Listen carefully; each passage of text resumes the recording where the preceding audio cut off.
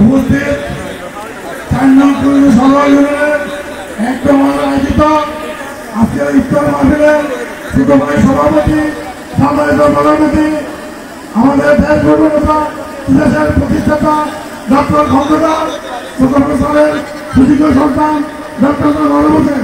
আমি বক্তব্য দিব না, একটু বলবো আমি শ্রদ্ধার সাথে আমাদের সাথে স্মরণ করছি সারাদিন জন্মগ্রহণ ইতিহাস পতিত হতো না। আজকে আমরা এখানে ইফতার অভিনয় করতে পারতাম না। অতীতে আমরা যদি ইফতার করেছি ভয়ে বিজয় করেছি, আজকে যে সকলে মিলে ইফতার করতে বলছি এরকম ভাবে আমরা অতীতে এই 17 বছর ইফতার করতে পারি না। এসে আমরা যারা দূর থেকে আগত ধৈর্য সহকারে বসেছেন এবং কষ্ট এসেছেন সকলকে ধন্যবাদ জানিয়ে আমার বক্তৃতা এখানে শেষ করলাম।